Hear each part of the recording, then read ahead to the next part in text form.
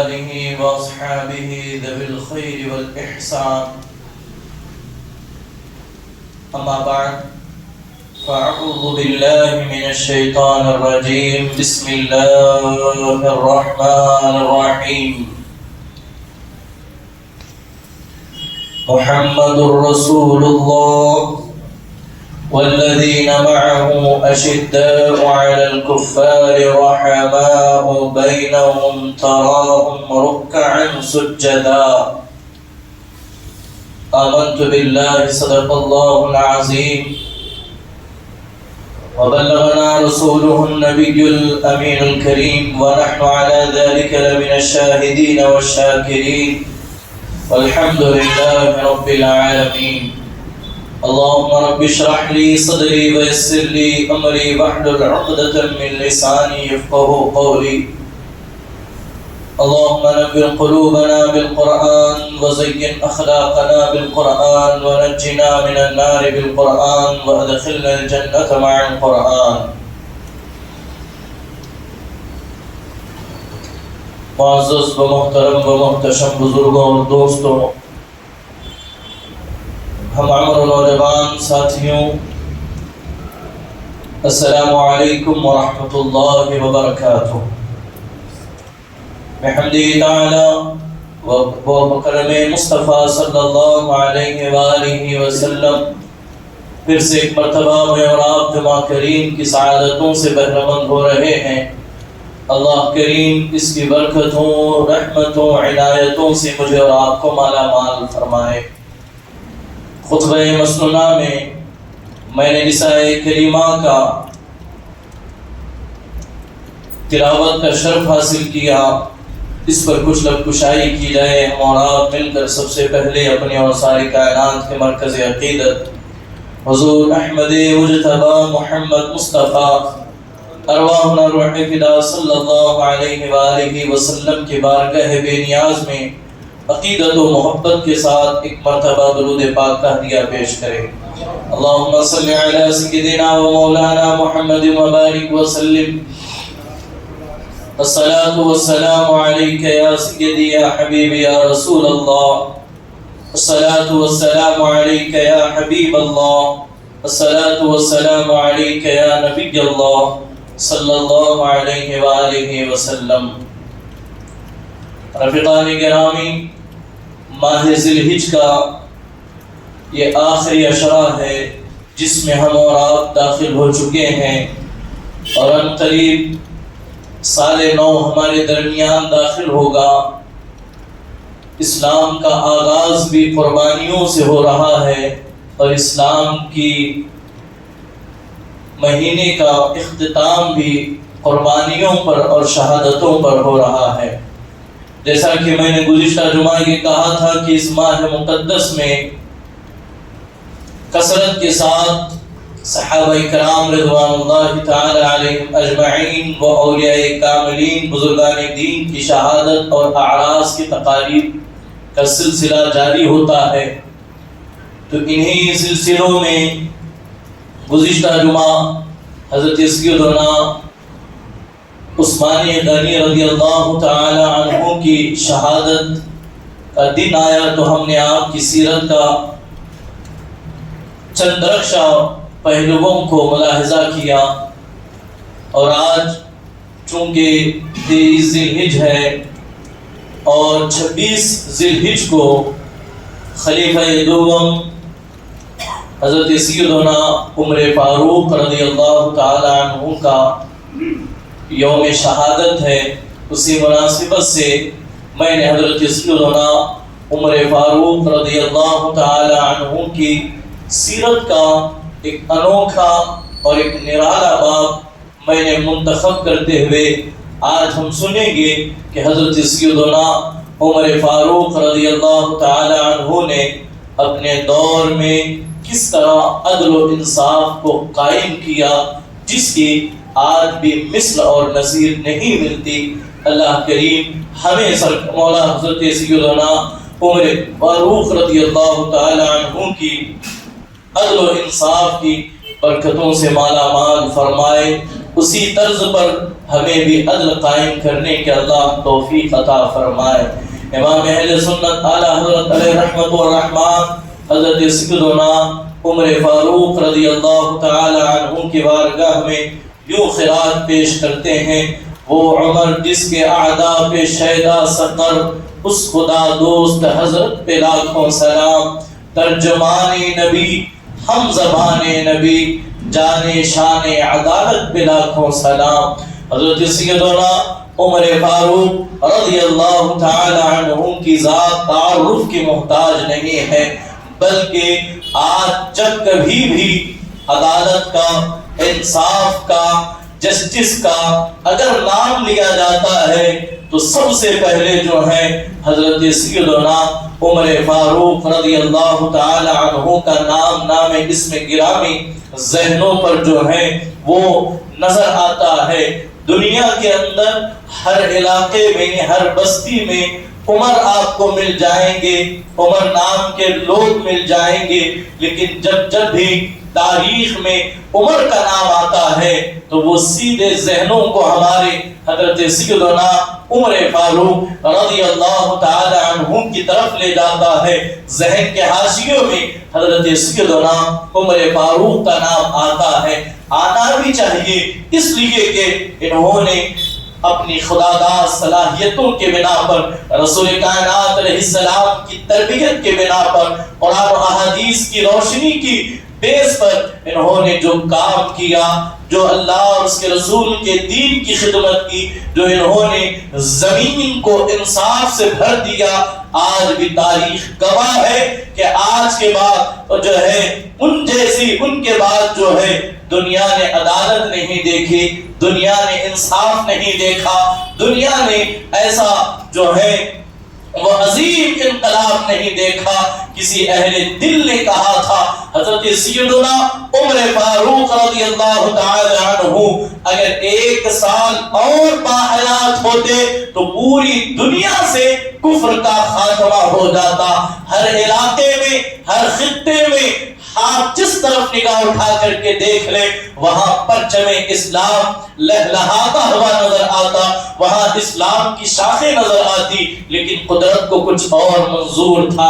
عزیزان محترم، حضرت سیدنا عمر فاروق رضی اللہ تعالی عنہ کا ذکر ہمارے اندر ایک انقلاب پیدا کرتا ہے، ہمارے جذبوں کو بیدار کرتا ہے، ہمارے جو وجود اور ہماری روحانیت جو کمزور ہو چکی ہے اسے جلا بخشتا ہے کہ کس طرح ایک مسلمان کو اپنی زندگی گزارنا چاہیے۔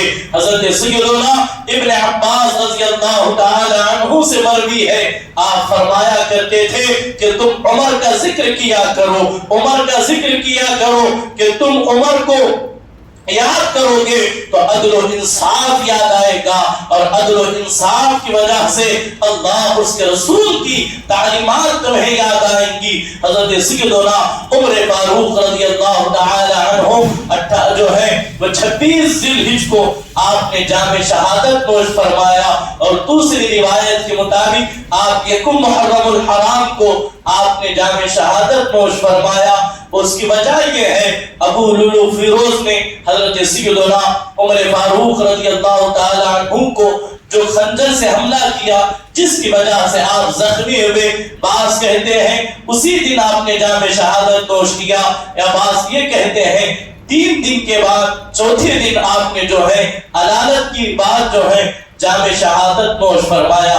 المختصر، حضرت سیدنا عمر فاروق رضی اللہ تعالی عنہ کا یوم شہادت اسی عشرے میں جو ہے وہ ملتا ہے۔ اسی مناسبت سے ہم چند رخصہ پہلو حضرت سیدنا عمر فاروق رضی اللہ تعالی عنہ کے عدالت و انصاف کے آپ کے سامنے رکھنے کی سعادت حاصل کریں گے۔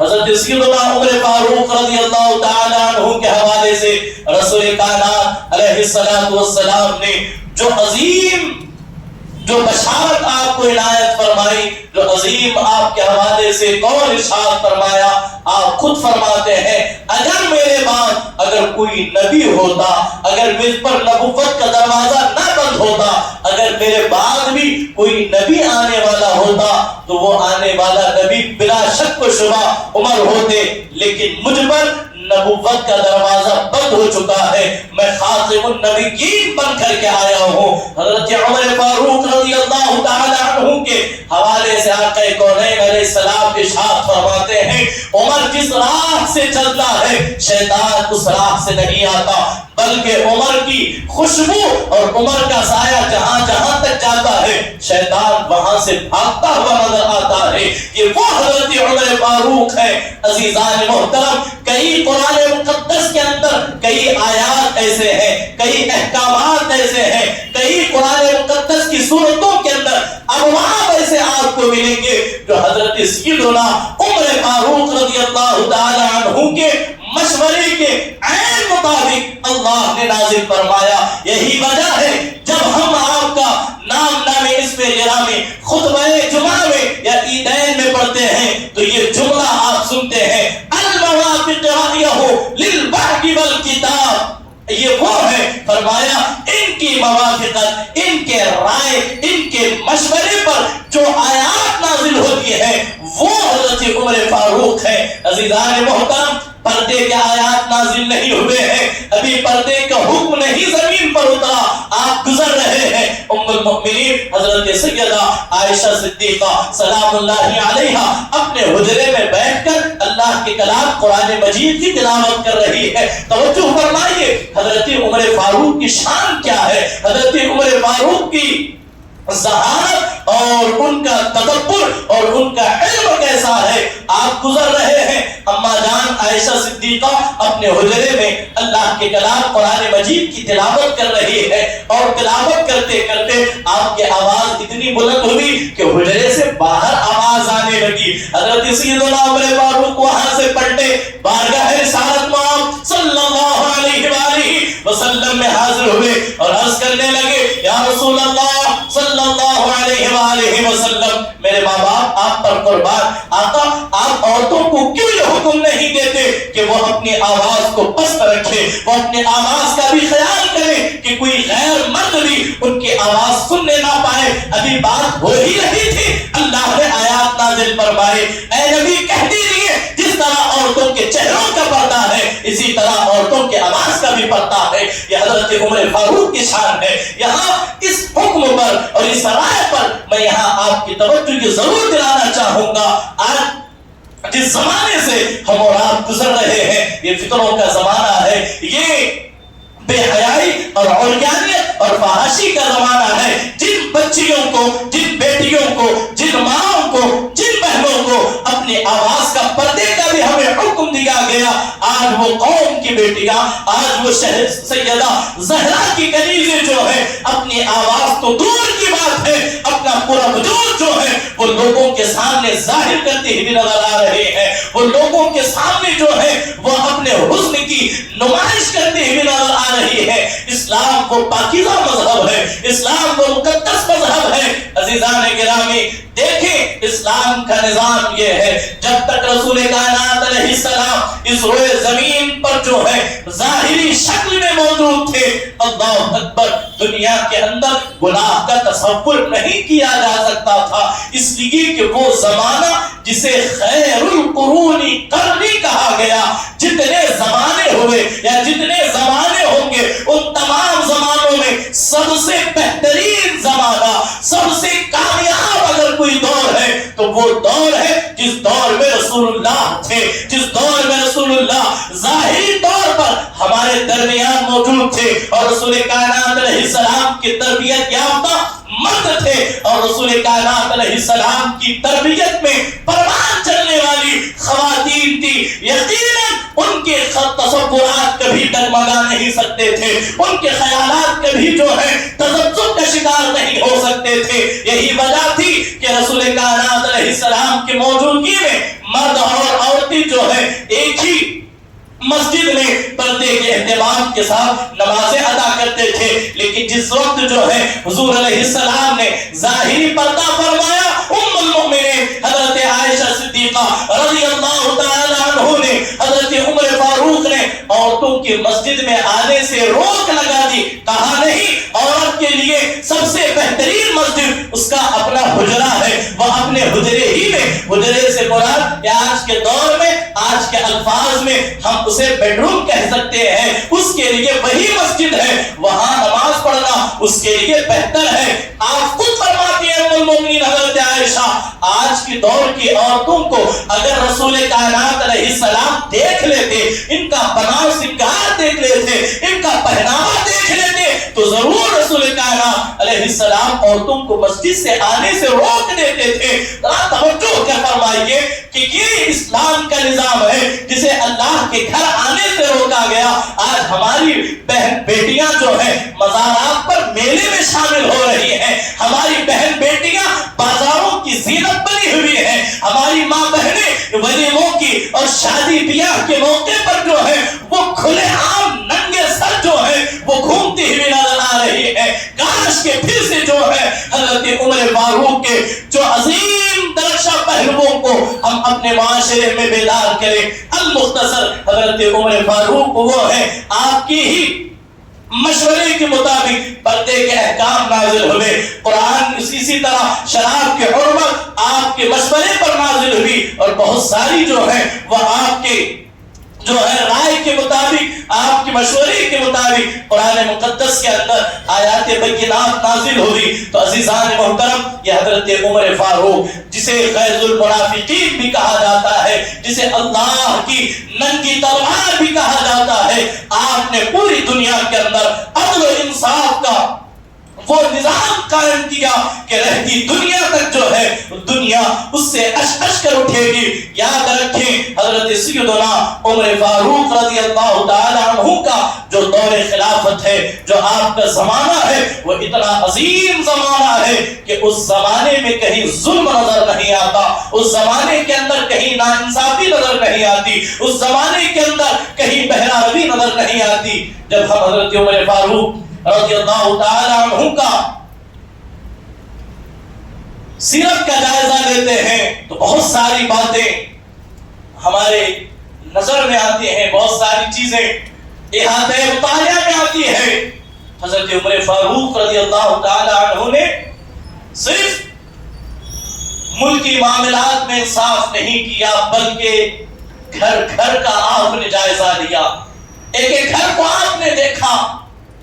حضرت عمر فاروق رضی اللہ تعالی عنہ جس طرح سیاسی معاملات میں سخت فیصلے لیتے، اسی طرح لوگوں کے معاملات میں بھی آپ انصاف سے کام لیتے۔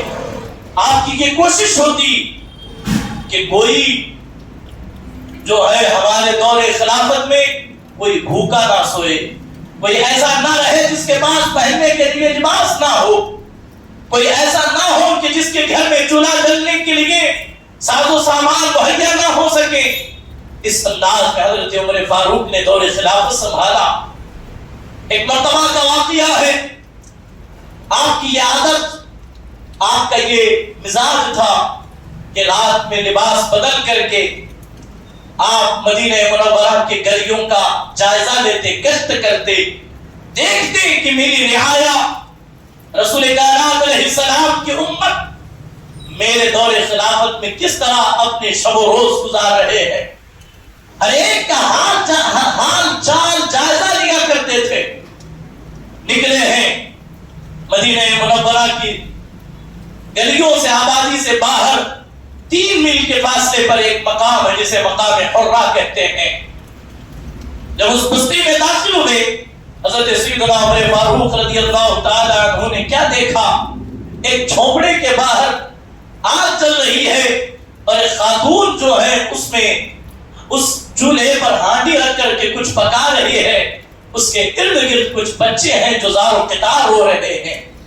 آپ آگے بڑھے، معلوم کیا تو پتا چلا کہ 3-4 دن سے اس خاتون کے گھر چولہا نہیں جلا ہے اور بچے بھوک سے بے چین اور بے قرار ہیں، اور ان کی جو ماں تھی وہ بچوں کو بہلانے کے لیے، وہ بچوں کو سمجھانے کے لیے، وہ بچوں کو سلانے کے لیے ان کو دلاسا دیتے ہوئے، ان کی صرف حوصلہ افزائی کرتے ہوئے خالی ہانڈی کو چولہے پر رکھ دیا، کہا بچوں جیسے ہی کھانا پک جائے گا ہم کھانا کھا لیں گے۔ وہ عورتیں کتنی غیرت مند تھی جن کے گھر 3-4 دن چولہا نہیں جلتا تھا، لیکن وہ کبھی کسی کے سامنے دامن نہیں پھیلاتی تھی، کسی کے سامنے ہاتھ نہیں پھیلاتی تھی۔ آج ہم جس زمانے سے گزر رہے ہیں، ایک بڑی تعداد مسلمانوں کی بھکاری پن کو پیشہ بنا کر کے زندگی گزار رہے ہیں، جن کے گھر جن کا چولہا چندے پر چل رہا ہے، صدقہ و خیرات فطرے پر چل رہا ہے، اور وہ ایسی عورتیں، ایسے مرد ہیں جنہوں نے زندگی میں بھیک مانگنے کے علاوہ کوئی اور کام کیا ہی نہیں۔ اور بدقسمتی اس قوم کی، اس سے بڑے نادان اور کہیں مجھے نظر نہیں آتے۔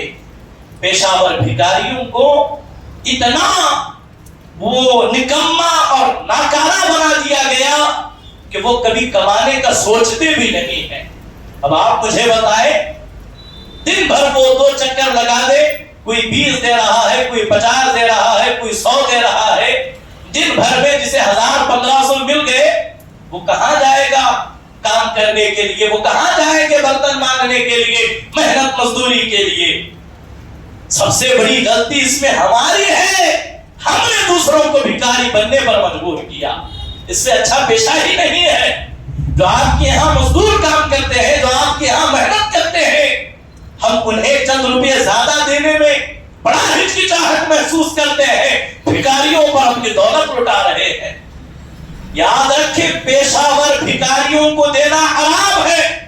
تو المختصر حضرت عمر فاروق نے جب یہ جائزہ لیا تو فوراً پلٹے ہیں مدینہ منورہ میں، فوراً گئے مال غنیمت سے آٹے کا بوڑا، گوشت، گھی، شہد اور بہت ساری چیزیں لے کر کے خود اپنے کندھے پر ٹھو کر کے نکلے، لاد کر کے نکلے۔ آپ کا غلام آپ کے ساتھ تھا جس کا نام اسلم کہا گیا۔ اس غلام نے کہا، اے امیر المؤمنین خلیفۃ المسلمین، آپ کی بوریاں مجھے دیجیے، میں اٹھا لیتا ہوں۔ اس وقت جو حضرت سیدنا عمر فاروق نے جو جملہ دہرایا، آج بھی اسے تاریخ میں سنہرے حرفوں سے لکھا گیا۔ عمر فاروق کہتے ہیں، اے اسلم، آج تو میرا بوجھ اٹھا لے گا، بتا کیا تو قیامت کے دن عمر کے اعمال کا بوجھ اٹھا سکے گا؟ چونکہ اس کا گھر نہیں، اس کے گھر چولہا نہیں جلا ہے، تو عمر کی لاعلمی کی وجہ سے تو مجھ پر لازم ہے میں خود جو ہے اس کے گھر اناج لے کر کے جاؤں۔ اللہ اکبر، اناج لے کر کے پہنچے ہیں۔ مورخین لکھتے ہیں، وقت کا خلیفہ، وقت کا ایسا عظیم جو ہے وہ رسول اللہ کا جانشین، جس کا نام سن کر قیصر و کسریٰ کے بڑی بڑی سپر پاور جو ہے اس وقت کی طاقتیں، نام سن کر کے جو کانپتے ہو، نام سن کر کے جو لرز جاتے ہو، وہ عمر اس بڑھیا کے دہلیز پر پہنچ کر کے اس بڑھیا کے گھر کا، اس خاتون کے گھر کا کچرا صاف کرتے ہیں، سارا کام کاج کرتے ہیں، اپنے ہاتھوں سے برتن دھوتے ہیں، پھر بچوں کو بٹھا کر خود روٹیاں پکا کر کے کھلاتے ہیں اور کہتے ہیں، اے خاتون بتا، عمر کو تو نے اپنے اس حال سے باخبر کیوں نہیں کیا؟ اگر تو عمر تک اپنا معاملہ پہنچا دیتی، عمر تیری ضرور خیر خواہی کرتا۔ اللہ اکبر، اللہ اکبر۔ اس خاتون نے کہا، میں کیا عمر سے کہہ سکتی ہوں، عمر کو اتنے کام ہے، عمر کی اتنی ذمہ داریاں ہیں، وہ مجھ جیسے کا کیسے خیال رکھے گا؟ اللہ اکبر، وہ خاتون بھی اتنی ہی عظیم تھی۔ المختصر، وہ عدالت کا حق آپ نے ادا کیا جن کے گھر چولہا نہیں جلا تھا۔ اللہ اکبر، وقت کا خلیفہ ان کے گھر چولہا جلانے کے لیے بیٹھ جاتا ہے۔ اسلم کہتے ہیں، حضرت عمر جو ہے وہ چولہے پر پھونک رہے ہیں، چولہے میں پھونکتے پھونکتے کبھی کبھی عمر کی جو ہے وہ سانسیں رک جاتی، لیکن آپ نے انصاف کا دامن نہیں چھوڑا، آپ نے اپنی رعایا کو اپنی ذمہ داری محسوس کی۔ اس زمانے کے حکمرانوں کو حضرت عمر کی زندگی سے سیکھنا چاہیے کہ کس طرح انہوں نے کام کیا۔ اگر وہ چاہتے تو حکم دے دیتے، چولہا جل جاتا، معاملہ نمٹ جاتا، لیکن وہ یہ چاہتے تھے فیصلہ اور ہے، ہمدردی اور ہوا کرتی ہے۔ اللہ اکبر، اللہ اکبر۔ یہ حضرت عمر فاروق ہے، حضرت سیدنا عمر فاروق کے زمانے میں ایک بوڑھی خاتون آپ کے دربار میں، آپ کی بارگاہ میں ایک مقدمہ پیش کرتی ہے، آ کر کے کہتی ہے دیکھیں جو خدا کی مانگتا ہے کائنات کی ہر چیز اس کی مانگتی ہے، جو خدا کا ہو جاتا ہے کائنات کی ہر شے اس کی ہو جاتی ہے۔ جو بات میں کہہ رہا ہوں کہاں تک صحیح اور درست ہے، لیکن جس بات کی طرف اس بات کی نشاندہی کی وہ بہت قابل غور ہے۔ ایک خاتون آئی، آ کر کے اس نے کہا اے عمر انصاف کر انصاف۔ اس زمانے کے اندر انصاف اس قدر بالا تر تھا کہ ایک عام آدمی بھی خلیفہ وقت کے نگاہوں میں نگاہیں ڈال کر کے بات کر سکتا تھا۔ کوئی پروٹوکول، کوئی اپائنٹمنٹ، کوئی جو ہے دروازے پر واچ مین نظر نہیں آتا تھا، کوئی اسسٹنٹ نظر نہیں آتا تھا۔ اے بھائی بتا کیا معاملہ ہے؟ کہا عمر میں راستے سے گزر رہی تھی، میری جو مخدومہ ہے اس نے مجھے تیل منگوایا، میں تیل لے کر کے، تیل کا پیالہ لے کر کے نکل رہی تھی، اچانک ٹھوکر لگی عمر، میں گر پڑی اور تیل زمین کے اندر چلا گیا۔ حضرت عمر فاروق نے کہا کوئی بات نہیں، مال غنیمت میں تیل موجود ہے، تھوڑا سا تیل لے کر کے چلی جانا۔ لیکن انصاف کچھ اور کہتا ہے، نہیں عمر اگر میں وہ تیل نہیں لے جاؤں گی تو میری جو مالکہ ہے وہ مجھ پر ظلم و زیادتی کرے گی، طرح طرح کے معاملات ہوں گے۔ مولا حضرت عمر فاروق نے کہا چاہتی کیا ہے؟ کہا وہی سے تیل چاہتے ہوں جو زمین نے میرا تیل اپنے اندر جذب کیا ہے۔ حضرت سیدنا عمر فاروق نے کہا نہیں یہ تو ممکن نہیں ہے، یہ تو ممکن نہیں ہے، جو زمین میں چلا گیا وہ واپس نہیں آ سکتا۔ لیکن اس بوڑھی خاتون، ان کا ایمان، ان کا وجدان، ان کی سوچ، ان کی فکر دیکھیں، ان کا یقین دیکھیں۔ عمر مجھے تیرے انصاف پر بھروسہ ہے، تیرے عدل پر بھروسہ ہے۔ حضرت عمر فاروق نے کہا، ان کی بارگاہ میں کہا وہی تیل میں چاہتی ہوں۔ اب حضرت عمر فاروق کہتے ہیں چل اس مقام پر لے چل جہاں جس مقام پر تیرا تیل گرا ہے۔ حضرت عمر فاروق کو لے کر کے وہ خاتون پہنچی ہے۔ حضرت عمر فاروق نے زمین سے مخاطب ہو کر کے کہا اے زمین اس بڑھیا کا تیل واپس کر دے۔ آپ کو لگ رہا ہے کہ یہ کیسی باتیں ہیں؟ نہیں میرے عزیزوں، اس بات کے بعد جو بات میں آپ کے سامنے عرض کروں گا آپ بھی مان جائیں گے۔ میں نے پہلے ہی کہا جو اللہ کا ہو جاتا ہے ہر شے اس کی ہو جاتی ہے۔ اللہ چاہے تو زمین سے بھی بلوا سکتا ہے، اللہ چاہے تو آسمان سے بھی بلوا سکتا ہے۔ زمین نے کہا عمر کیا تجھے دستور معلوم نہیں، جو ایک مرتبہ میرے اندر آتا ہے وہ دوبارہ واپس نہیں جاتا۔ حضرت عمر فاروق نے جلال میں کہا اے زمین اس بڑھیا کے تیل کو واپس کر دے، اگر تو تیل کو واپس نہیں کرتی تو سن لے عمر کا یہ فیصلہ ہے، آج ہی 100 بے نمازیوں کو قتل کر کے اسی حصے میں دفن کروں گا۔ زمین چیخ گئی، لرز گئی، آواز آئی اے عمر مجھے تیل واپس کرنا گوارا ہے لیکن بے نمازی کو اپنے اندر لینا میں پسند نہیں کرتی۔ تاریخ گواہ ہے اے قوم مسلم کے جوانوں، اے عزیزان محترم، اس واقعے سے ہم کیا سیکھ رہے ہیں کہ ایک بے نمازی کو زمین قبول نہیں، زمین جو ہے اپنے اندر لینا پسند نہیں کرتی۔ تصور کرے جسے لینا زمین پسند نہ کرے پھر بھی زمین میں دفن کر دیا جائے تو قبر اس کا حال کیا کرے گی، ذرا تصور کریں۔ کیا کہا رسول کائنات علیہ السلام نے، جب بے نمازی کو دفن کیا جاتا ہے تو اس کی قبر اسے ایسے دباتی ہے جیسے جو ہے اللہ اکبر اس کی ایک پسلی دوسری پسلی میں پیوست ہو جاتی ہے۔ اللہ اکبر، اس واقعے سے شاید آپ کو کچھ اور آپ کے ذہنوں میں خیالات آ رہے ہوں گے۔ سنیں، حضرت سیدنا عمر فاروق کا دور خلافت ہے۔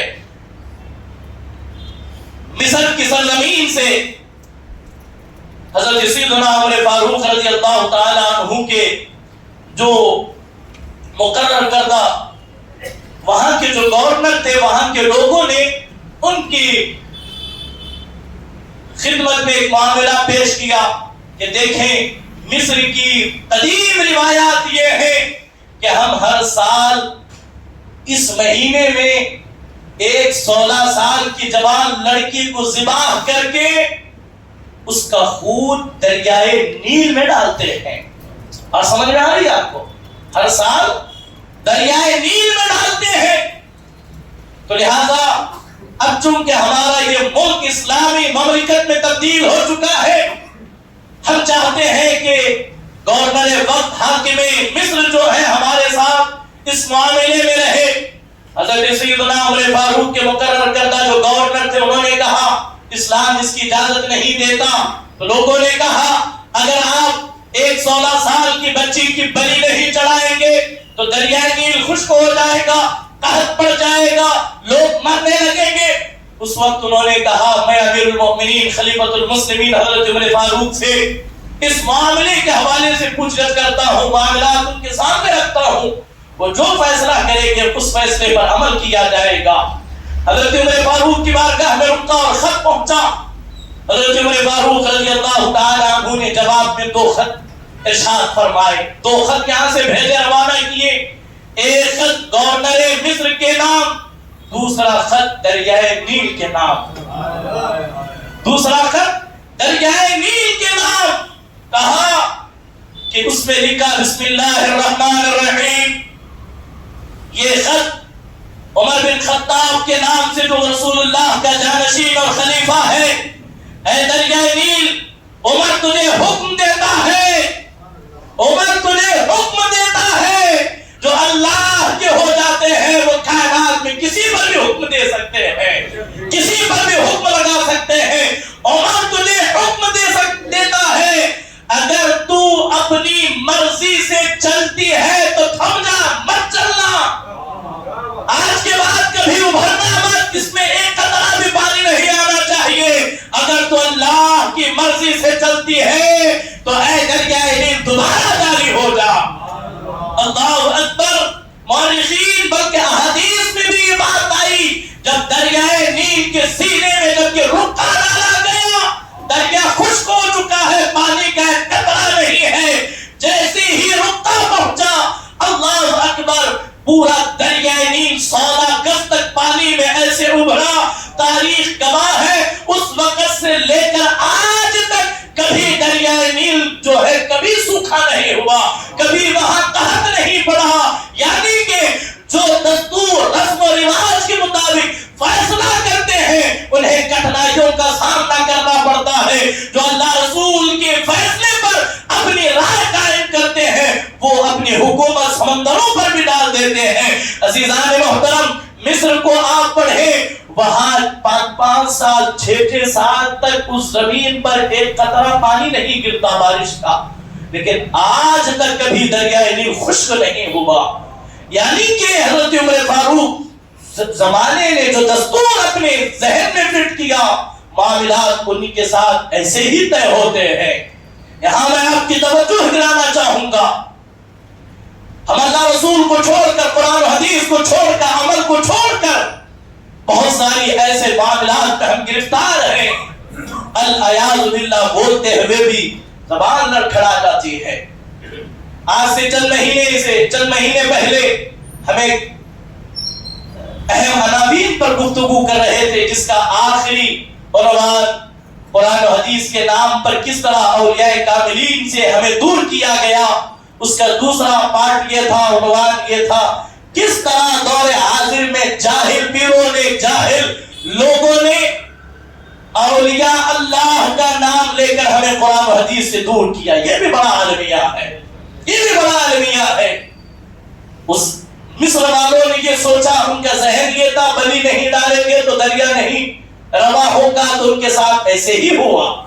آج ہم جس زمانے سے گزر رہے ہیں بڑی معذرت کے ساتھ دیکھیں، اولیاء کاملین اپنی برزخی زندگی میں بڑے آرام سے وہ ہے اپنی قبروں میں. ان کی قبریں جنتی باغ ہے، جنتی نشان ہے. ہم ان پر کوئی کرم نہیں کر سکتے، احسان نہیں کر سکتے، یاد رکھے ہماری 1 کروڑ کی چادر بھی اس ولی کو کوئی فائدہ نہیں دے سکتی. 1 کروڑ کی چادر بھی انہیں کوئی فائدہ نہیں دے سکتی. ان کی جنت میں 4 چاند نہیں لگ سکتے. وہ تو اپنے اللہ کی مرضی پہ، اللہ کی مرضی پر قربان ہو کر وہ تو اپنی قبر میں جنت کے مزے لوٹ رہے ہیں. ان کا کوئی عرض کرے نہ کرے انہیں کوئی پرواہ نہیں. یارو جن کی زندگی میں جنہوں نے کبھی کھانے کی فکر نہیں کی، ان کے وصال کے بعد انہیں اپنے عرصوں کی کیا فکر ہوگی؟ کوئی پرواہ نہیں. جو آج ہماری ذہنوں میں یہ فکر بنی ہوئی ہے، اگر ہم لنگر نہیں پکائیں گے تو کاروبار میں کاروبار میں گھاٹا ہوگا. اگر لنگر نہیں کھلائیں گے، کندوری نہیں کریں گے، فلاں وقت بکرا نہیں کاٹیں گے تو بچے بیمار ہو جائیں گے، جانی نقصان ہوگا، مالی نقصان ہوگا. میرے عزیزوں، یہ آپ کی فکر ہے، یہ آپ کا وہم ہے، یہ آپ کا گمان ہے. اللہ بھی ایسے ہی تمہارے ساتھ معاملات کو مسلط کرتا ہے جیسے تم سوچا کرتے ہو. اپنے معاملات کو اللہ کے سپرد کریں. اللہ اکبر. کل دیکھیں ابھی بے نمازی کا ذکر چلا، کس طرح آج ہمیں اولیاء کاملین کے نام سے، اللہ رسول سے، مساجد سے، قرآن سے، حدیث سے دور کیا گیا. آج ایک جاہل مقرر چند پیسے لے کر اسٹیج پر یہ کہتا ہے، ایک مرتبہ سبحان اللہ کہو جنت تمہارے لیے لازم ہو جائے گی.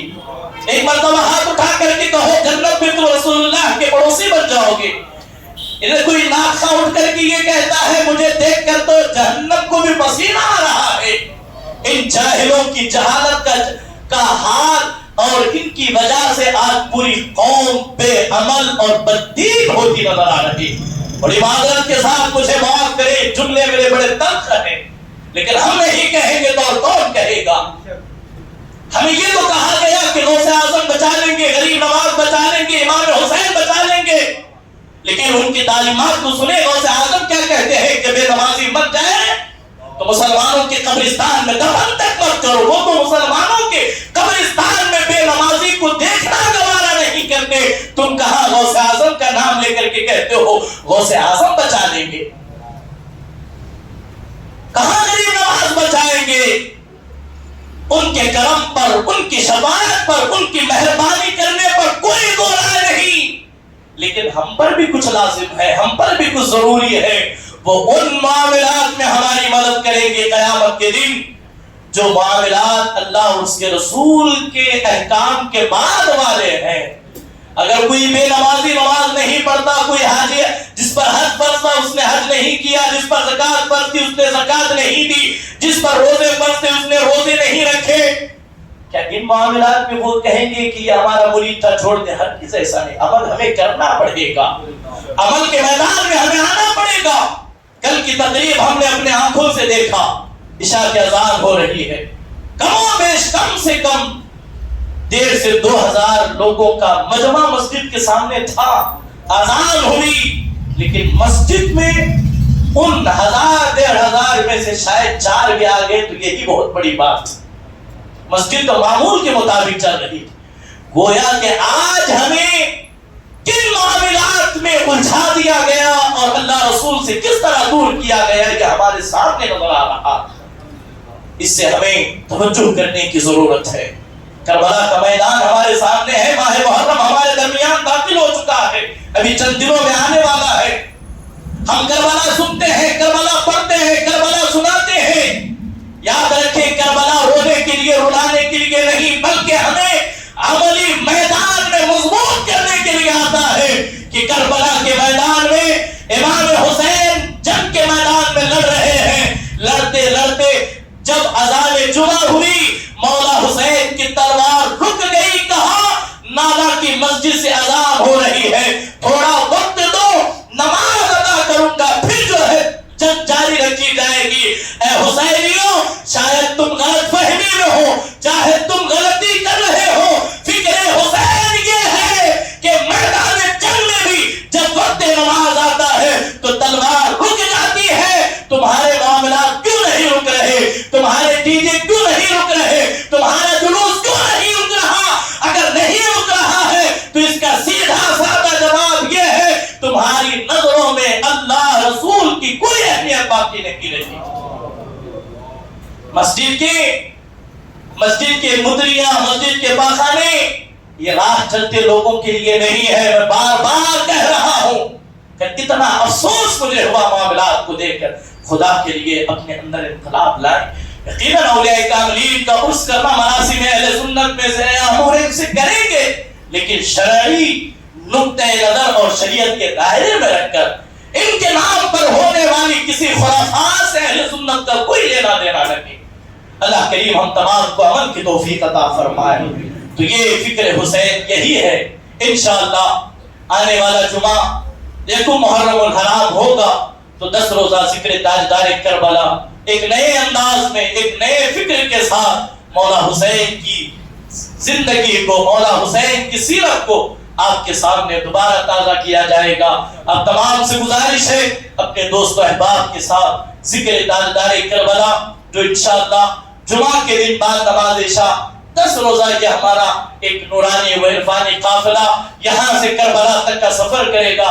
آپ سب اس میں شامل رہیں گے انشاءاللہ. آپ سب اپنے دوست احباب کے ساتھ آئیں، مولا حسین کے ذکر میں آئیں اس فکر کے ساتھ کہ مولا حسین کو سن کر ہم اپنی زندگیوں میں تبدیلی پیدا کریں گے.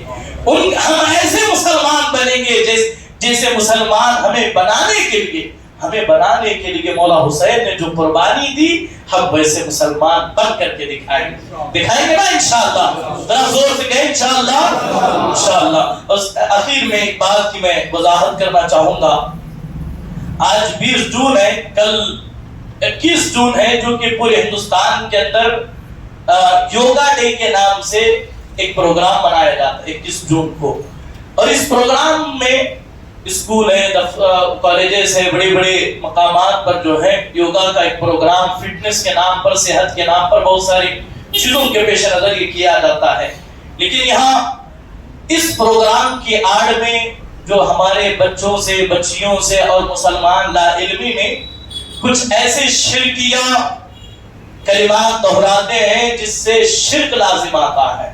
خاص کر کے یوگا ڈے کے نام پر آپ کبھی سے جائزہ لیں تو برہمنی جو مذہب ہے اس مذہب کے عقائد و نظریات میں جو طور طریقے سے اٹھا اور بیٹھا جاتا ہے، جس طرح ہماری نماز ہے اسی طرح ان کے اندر جو ہے سورج کے سامنے کھڑے ہو کر کے وہ سجدہ کرتے ہیں، کسی سوریہ نمسکار کا نام دیا گیا. اور اس چیز کو قرآن نے بہت ڈیٹیل کے ساتھ سورہ انعام کے اندر یہ چیزیں آئی. بارہا ہم نے یہ کہا کہ حضرت ابراہیم علیہ السلام نے جو بابل کے لوگوں کے ساتھ جو مناظرہ کیا تھا تو سورج کے خدا ہونے پر، چاند کے خدا ہونے پر، ستاروں کے خدا ہونے پر ہی کہا تھا. لیکن حضرت ابراہیم علیہ السلام نے جو جواب دیا آج بھی وہ قرآن میں موجود ہے، اس طرف نہیں جاتا. باقاعدہ سوریہ نمسکار کے نام پر سورج کو سجدہ کیا جاتا ہے، اس کے سامنے ہاتھ جوڑے جاتے ہیں، بہت سارے معاملات آسن اور منتر پڑھے اور پڑھائے جاتے ہیں جس سے شرک اور کفر لازم آتا ہے. مسلمانوں کو اس سے بچنا لازم اور بے حد ضروری ہے. اس دن کو خاص کر کے آپ اپنی صحت کا خیال رکھیں، اس سے بڑی بیوقوفی کوئی اور نہیں ہے.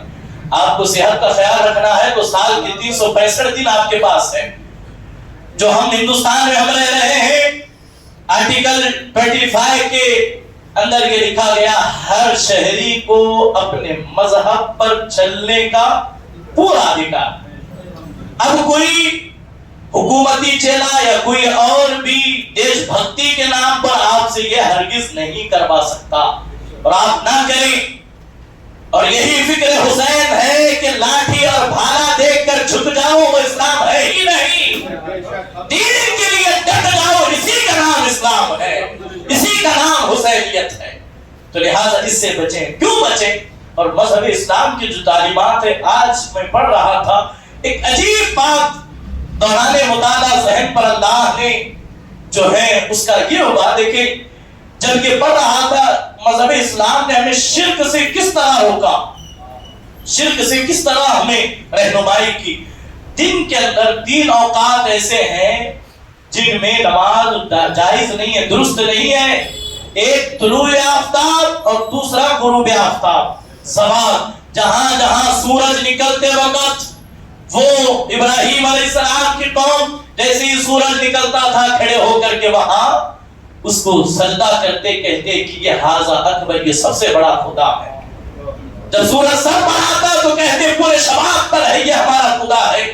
جب ڈوبتا سورج جب ڈوبنے لگتا تو اب ہمارے خدا کا آرام کرنے کا وقت ہو گیا، تو اس لیے وہ تو اسلام نے ان تینوں اوقات میں نماز سے ہمیں روکا اور روک کر کے بتایا کہ تم اپنی نماز بھی اللہ کے لیے ان اوقات میں نہ پڑھو جو کفار و مشرکین اس وقت سورج کے ساتھ کرتے ہیں، لہذا اس سے بچا جائے۔ آج یہ راز ہمارے سامنے ہے کہ یہ تین اوقات کس وجہ سے کہ اس کا ڈائریکٹ کنیکشن برہمنی مذہب اور سورج کے ساتھ ہے۔ ان اوقات میں ہمیں سجدہ جیسی عبادت کرنے سے روکا گیا تو باقی معاملات تو بہت اہمیت کے حامل ہیں، تو لہذا ہمیں بچنا چاہیے۔ اللہ کریم مجھے آپ کو